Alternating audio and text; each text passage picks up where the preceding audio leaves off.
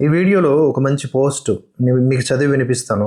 మోదీ మంచివారా చెడ్డవారా అనే విషయానికి, అలాగే మోదీ పైన ద్వేషం వెళ్ళగక్కుతున్నది ఎవరు, ఇది కూడా ఒక క్లారిటీ.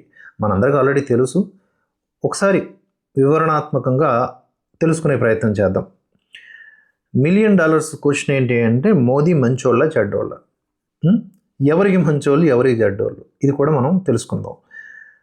బాగా గమనించండి. 100 మంది ముస్లింలను తీసుకుంటే సుమారుగా 95% మంది, అంతకు మించే ముస్లింలు బీజేపీకి వ్యతిరేకంగా కామెంట్స్ వీడియోలు చేస్తూ ఉన్నారు.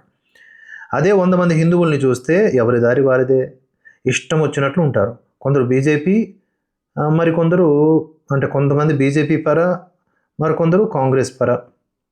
అదే క్రిస్టియన్లను తీసుకుంటే వీళ్ళు కూడా చాలా వరకు, అంటే 90 నుంచి 95% వరకు మోదీకి వ్యతిరేకంగానే ఉన్నారు. అంటే బీజేపీ పనిచేస్తున్నది హిందువుల కోసం, వేరే మతాల్లో ఉన్న దొంగల ఆట కట్టేస్తున్నారు అని అర్థమైపోతుంది. ఇక్కడ క్రిస్టియన్ ముస్లింలకు ఇది బాగా అర్థమైంది. మోదీ ప్రభుత్వం ఇంకోసారి వస్తే కనుక ఇప్పుడు ఉన్నవి కూడా పోతాయి అని చెప్పి తెలిసింది. అందుకే పోరాడుతున్నారు, తప్పేమీ లేదు.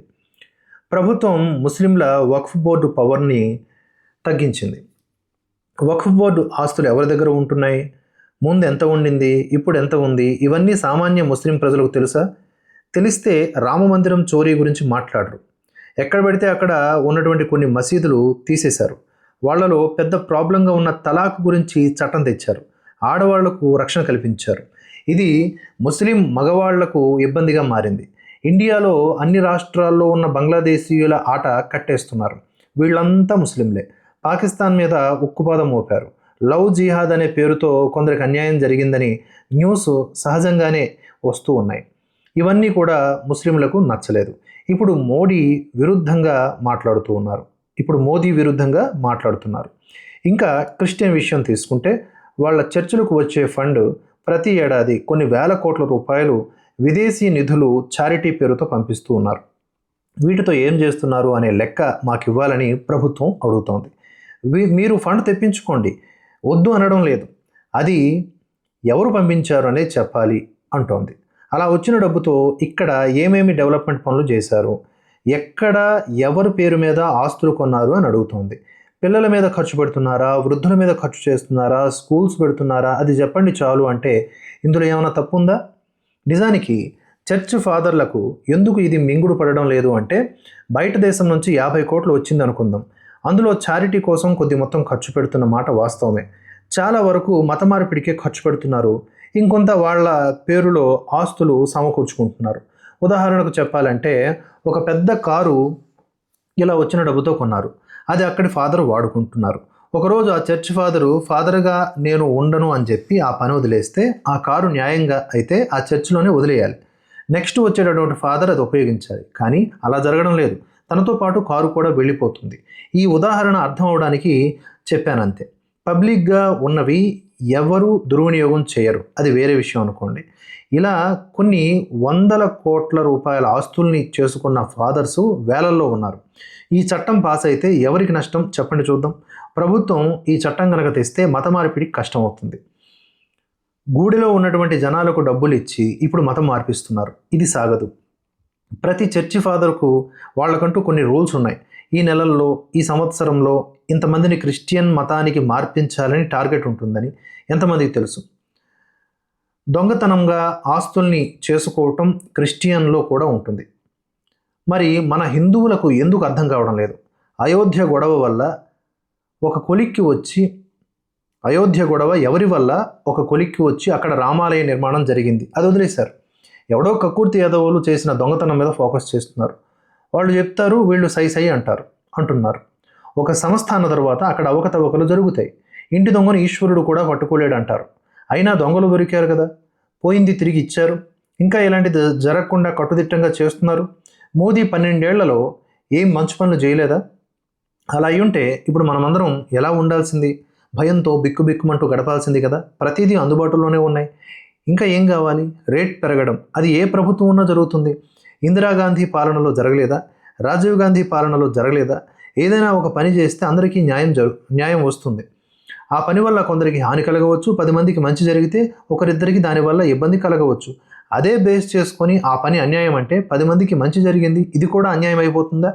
నీట్ ఎగ్జామ్ పేపర్ లీక్ గురించి మాట్లాడడం తప్పే కాదు, నిరసన తప్పే కాదు. కానీ హిందూవాదం నశించాలి, బ్రాహ్మణులు ఉండకూడదు, శ్రీరాముడు దేవుడే కాదు అనడం, భారత మాత అయితే మరి తండ్రి ఎవడు, తండ్రిని వెతికే పని మోదీ చేస్తున్నాడు అనేది ఇటలీ ప్రధాని మీద నింద వేయడం, తండ్రిని వెతికే పని మోదీ చేస్తున్నాడనేది ఇటలీ ప్రధాని మీద నింద వేయడం, పార్లమెంటు ధ్వంసం చేయడానికి ప్రయత్నం చేయడం, ప్రైవేటు ఆస్తుల్ని ప్రభుత్వ ఆస్తుల్ని పాడు చేయడం, ఇవన్నీ ఏంటి? ఇవన్నీ కూడా నార్మల్ పిల్లలు చేయగలరా? అన్యాయం చేసిన పిల్లలను క్షమించి వాళ్ళు డాక్టరు, ఇంజనీరో, లాయరో, పోలీసులో, ఆర్మీలో, బిజినెస్ మ్యాన్లో ఇలా చేస్తే వీళ్ళ హింస మనోభావం దేశానికి హాని కలిగించదా? అన్యాయం చేసిన పిల్లల్ని ముందు ముందు వీళ్ళ భవిష్యం ఏమిటి? రాజకీయ విష జంతువులు పిల్లల్ని వాడుకున్నట్లు అర్థం అవడం లేదా? ఇవన్నీ మోడీ మీద మాత్రమే అనుకుంటే తప్పు. ఇందులో 80% ఉన్నది దేశాన్ని విచ్ఛిన్నం చేయాలనే దురుద్దేశంతో మాత్రమే. బీజేపీ, మోడీ, నీట్ పరీక్ష ఈ విషయాలన్నీ పక్కన పెట్టి జరగబోయే సంఘటనలు మాత్రం మనసులో పెట్టుకొని ఆలోచించి చెప్పండి అని కె సుమతి గారు తమ అభిప్రాయాన్ని వెలుబుచ్చారు సోషల్ మీడియాలో. నాకు నచ్చి మీకు చెప్తూ ఉన్నా. ఇక్కడ ఒక ఉదాహరణతో ఎండ్ చేస్తాయి వీడియో చూడండి. ఇప్పుడు రేట్లు పెరుగుతూ ఉన్నాయి అంటున్నారు. రేట్లు పెరుగుతూనే ఉంటాయి. 1947కి మన భారతదేశపు జనాభా 40 కోట్ల చిల్లర. ఇప్పుడు జనాభా కూడా పెరిగారు. హరిత విప్లవం రాకముందు అసలు మనం తినడానికి తిండి కూడా ఉండేది కాదు. ఇప్పుడు కావాల్సినంత వస్తుంది. క్వాలిటీ అనేది మ్యాటర్స్. క్వాలిటీ లేదనుకోండి, రాను రాను అది కూడా సద్దుమణుగుతుంది. ఏదైతే అవసరం ఉంటుందో దానికి తగ్గ ఏర్పాట్లు ఆటోమేటిక్గా ప్రకృతితో పాటుగా మనుషులు ఏర్పాటు చేసుకుంటారు వారికి ఉన్నటువంటి వ్యవస్థల ద్వారా. ఇప్పుడు ఒక ఉదాహరణ ఏమిటి అంటే, యూపీఏ హయాంలో అంటే ఇంతకుముందు 2014కు ముందు పెట్రోల్ రేట్ ఎంత ఉండేది, గ్యాస్ సిలిండర్ ధర ఎంత ఉండేది, ఇప్పుడు ఎంత ఉంది అని మాట్లాడుతూ ఉన్నారు. మరి అంతకుముందు అంటే నెహ్రూ హయాంలో, ఇందిరాగాంధీ హయాంలో ఎంత ఉండేది మరి పెట్రోల్ ధర? 10 రూపాయలు, 2 రూపాయలు, 5 రూపాయల నుంచి స్టార్ట్ అయింది కదా ఆ ధర. మరి ఇప్పుడు ఇలాగ పెరుగుకుంటూ వచ్చిందిగా యూపీఏ హయాంకి. మరి ఎన్డీఏ హయాంకి పెరుగుద్ది. రేపొద్దున మళ్ళీ యూపీఏ వస్తే అది పెరుగుద్ది. పెరగడము తగ్గడము కాదు. ఇక్కడ మనం ఆలోచించాల్సింది వినియోగదారుడి యొక్క శక్తి, వినిమయ శక్తి. అతడికి ఆ కస్టమర్కి కొనేటటువంటి శక్తి ఉంటే ఆ పెరుగుదల అనేది ఆ నిష్పత్తిని మనం క్యాలిక్యులేట్ చేసుకోవచ్చు. ఇది గమనికలో పెట్టుకోవాలి. ఇది ఎందుకు చెప్తున్నానంటే దీనికి ఒక అర్థవంతమైనటువంటి ఎండింగ్ ఇద్దామని. మెయిన్లీ మనం ఈ కాన్సెప్ట్ ఏంటంటే ఈ సంపాదకీయం కాన్సెప్ట్ హిందువులు బీజేపీని సరిగ్గా అర్థం చేసుకోలేకపోతున్నారు. ముస్లింలు, క్రిస్టియన్లు వాళ్ళు కూడా సామాన్య ముస్లిం క్రిస్టియన్లు ఆ ఫాదర్లు, ముల్లాల చేతిలో పడి యాంటీ బీజేపీగా మారుతున్నారు తప్ప వాళ్ళకి మేలు చేస్తే కూడా కీడు అనుకుంటున్నారు. వాళ్ళు సిఏఏ వల్ల వాళ్ళకి నష్టం లేదు. ఎన్ఆర్సీ వల్ల బంగ్లాదేశీ ముస్లింలు పోతారు. భారతదేశంలోని ముస్లింలు బాగానే ఉంటారుగా, అయినా కూడా కావాలని వాళ్ళ బ్రెయిన్ వాష్ చేసి యాంటీ బీజేపీ, యాంటీ మోదీగా తయారు చేస్తారు. క్రిస్టియన్లు కూడా అంతే. ఇప్పుడు సామాన్య క్రిస్టియన్లు ఎవరైతే ఉన్నారో, ఫాదర్లు కాకుండా, మిషనరీలు కాకుండా, వాళ్ళు ప్రార్థనలు చేసుకుని వాళ్ళు బతకొచ్చు.